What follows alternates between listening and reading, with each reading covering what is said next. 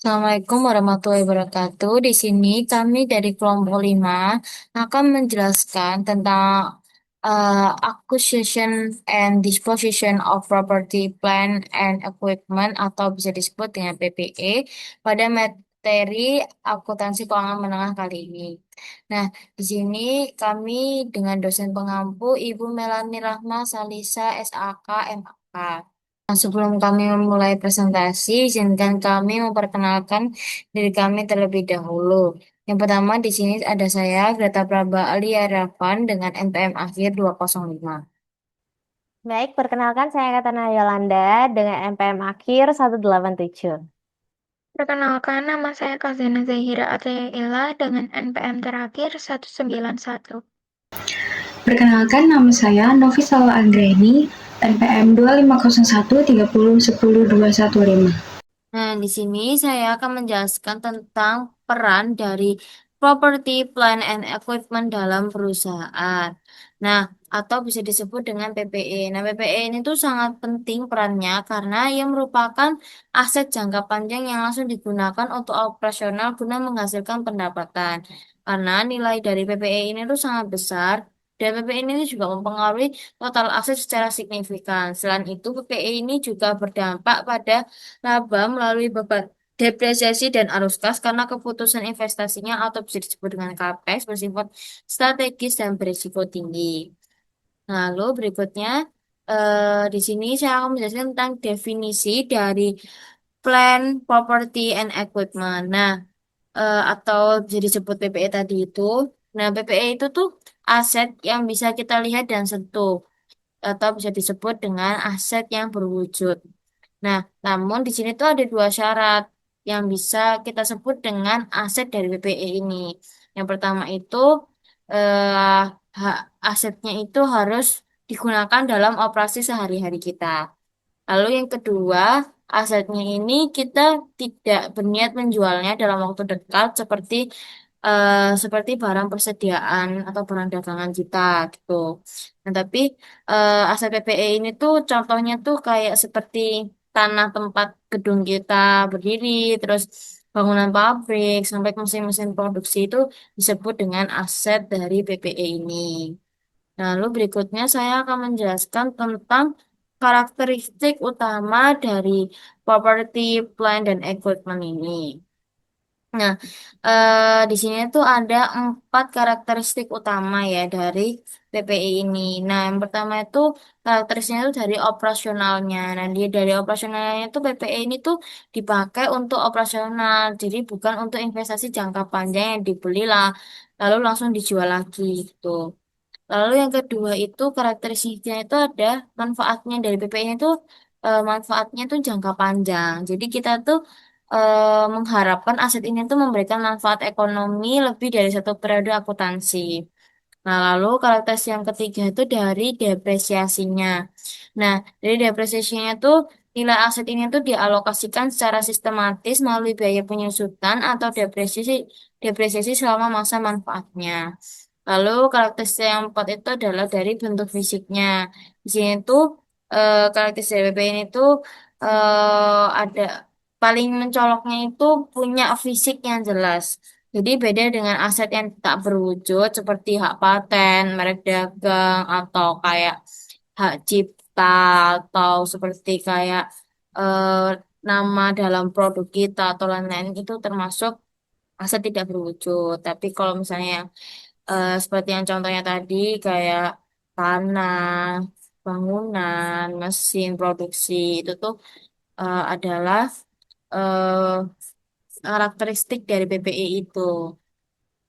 Baik, selamat siang Ibu. Pada kesempatan kali ini saya akan menjelaskan prinsip pengakuan pengukuran awal dan biaya perolehan tanah dalam akuntansi aset tetap atau property, plant, dan equipment. Materi ini penting karena menyangkut bagaimana perusahaan mencatat aset secara tepat agar laporan keuangan mencerminkan kondisi yang sebenarnya. Yang Yang pertama akan saya jelaskan prinsip pengakuan properti, plant, dan equipment. Suatu aset tetap diakui jika dua syarat terpenuhi. Yang pertama, ada biaya perolehannya dapat diukur secara andal. Yang kedua, aset tersebut memberikan manfaat ekonomi di masa depan. Di sini kita harus membedakan antara capital expenditure yang menambah nilai aset dengan expense yang hanya menjadi beban pada periode berjalan. Selanjutnya akan saya jelaskan pengukuran awal atau historical cost. Pada saat pertama kali dicatat, properti, plant, equipment diukur sebesar seluruh biaya yang diperlukan agar aset siap digunakan. Komponennya meliputi harga beli neto, pajak, dan biaya cukai, biaya transportasi, serta biaya instalasi dan testing. Dengan pendekatan ini, laporan keuangan menunjukkan biaya real yang dikeluarkan oleh perusahaan. Berikutnya akan saya jelaskan biaya perolahan tanah. Tanah memiliki karakteristik khusus. Biaya perolahannya mencakup harga beli dan biaya legal, pembersihan serta perataan lahan, pembongkaran bangunan lama, hingga liabilitas yang diambil alih. Penting dicatat bahwa tanah tidak disusutkan kecuali jika terjadi penurunan nilai. Hal ini berbeda dengan aset lain seperti gedung atau mesin yang mengalami depresiasi. Dengan memahami prinsip pengakuan, pengukuran awal, dan biaya perolahan tanah, dapat melihat bagaimana akuntansi menjaga konsistensi dan keandalan informasi keuangan perusahaan yang mencatat properti, plant, equipment dengan benar, akan lebih mudah menunjukkan transparansi sekaligus memberikan dasar yang kuat bagi pengambilan keputusan manajerial maupun investasi. Selanjutnya, kita masuk ke pembahasan mengenai komponen biaya untuk bangunan dan peralatan. Prinsip utamanya adalah hanya biaya yang dikeluarkan sampai aset siap digunakan yang boleh dikapitalisasi. Untuk bangunan, ini mencakup material, tenaga kerja, biaya overhead, hingga biaya arsitek dan perizinan.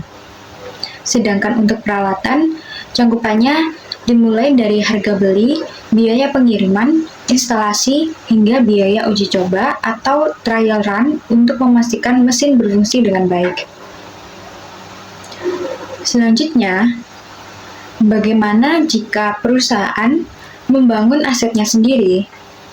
Tantangan utamanya ada pada alokasi biaya.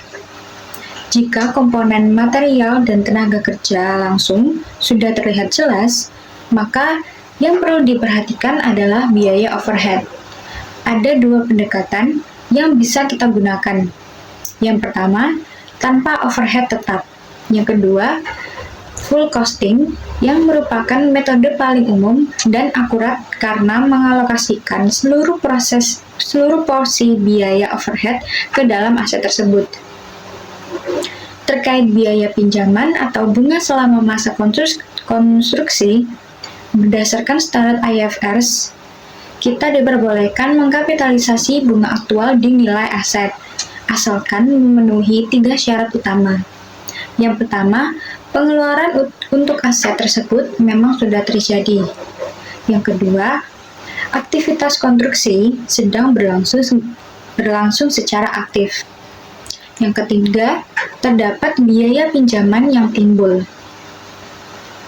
Penting untuk dicatat bahwa setelah aset siap digunakan, seluruh biaya bunga tidak lagi dikapitalisasi, melainkan langsung dicatat sebagai beban di laporan laba rugi.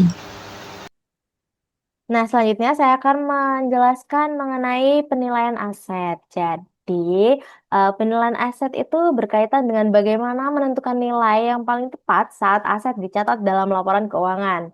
Nah, ini ada beberapa kasus khusus seperti diskon tunai, itu nilai aset akan dikurangi sesuai potongan yang diperoleh. Nah, ada pembelian secara kredit jangka panjang. Jadi nilai aset itu dihitung berdasarkan nilai sekarang atau present value dari pembayaran di masa depan. Terus untuk pembelian gabungan atau lump sum, itu total harga akan dialokasikan ke masing-masing aset berdasarkan nilai wajarnya.